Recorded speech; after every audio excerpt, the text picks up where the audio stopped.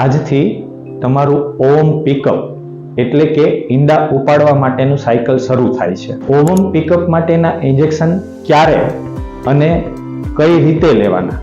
આજથી એટલે કે માસિકના બીજા દિવસથી તમારે સવારે 9 થી 11 ની વચ્ચે ઇન્જેક્શન શરૂ કરવાના છે. ઇન્જેક્શન સમયસર અને રેગ્યુલર લેવા તેના પર આખી સારવારનો સફળતાનો આધાર રહેલો છે. એક પણ ઇન્જેક્શન વચ્ચે ચૂકવાથી ઈંડાની ક્વોલિટી પર અસર પડી શકે છે. તમને આપેલા ઇન્જેક્શન ફ્રીજમાં રાખવા, ફ્રીઝરમાં ક્યારેય ન રાખવા. તમને અહીંથી જે ઇન્જેક્શન આપવામાં આવશે તે આઈસ બોક્સ એટલે કે કોલ્ડ ચેઇનની અંદર આપવામાં આવશે. એમાં જ તમારે એને ઘરે લઈ જવાના છે અને સાચવીને ફ્રીજમાં રાખી દેવાના છે. તમને આપેલા પ્રિસ્ક્રિપ્શનમાં ગુજરાતી ભાષામાં જ 2 અગત્યની માહિતી લખેલી હશે. એક, ઇન્જેક્શન કઈ તારીખે લેવા, અને બીજી, ઇન્જેક્શન કમરમાં લેવા કે પેટ ઉપરની ચામડીમાં લેવા. આ બધી માહિતી પ્રિસ્ક્રિપ્શનમાં સ્પષ્ટપણે લખવામાં આવેલી હશે.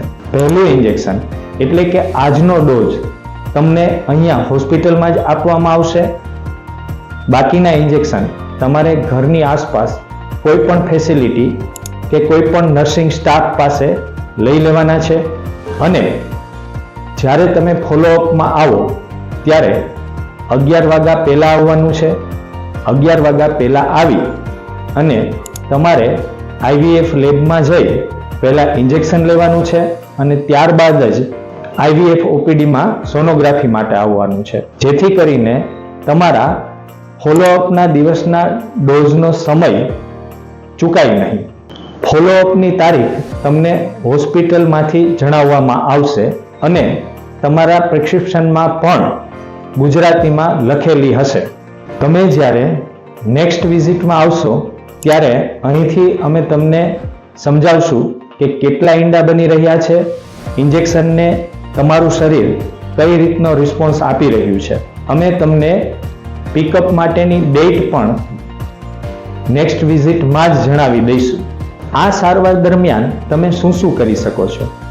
તો તમે રૂટીન એક્ટિવિટી, રૂટીન ખોરાક બધું કરી શકો છો. ઘરકામ, ઓફિસ, વ્યાયામ બધું ચાલુ રાખવાનું છે. શરદી, તાવ, ઉધરસ જેવી નાની મોટી બીમારી માટે તમે તમારા ફેમિલી ફિઝિશિયન પાસેથી દવા પણ લઈ શકો છો. સૌથી અગત્યની બાબત, ઇન્જેક્શનના સમયનું કડક ચુસ્તપણે પાલન કરવું. એક પણ ડોઝ ચૂકી જવાનો નથી. ઇન્જેક્શન સ્ટોરેજ અને હેન્ડલિંગ ખૂબ જ કાળજીપૂર્વક કરવું. આપને આપવામાં આવતા ઇન્જેક્શન અતિ કિંમતી ઇન્જેક્શન છે, જેની કાળજી લેવી. આખી સફળતાનો આધાર નિયમિતતા, સમયસર ઇન્જેક્શન અને ફોલોઅપ પર રહેલો છે. ચિંતા કરવાની જરૂર નથી. અમે તમને ડગલે ને પગલે માર્ગદર્શન આપતા રહીશું. કોઈ પણ પ્રશ્ન આપને મૂંઝવતો હોય તો આપ IVF કોર્ડિનેટરનો ગમે ત્યારે સંપર્ક કરી શકો છો.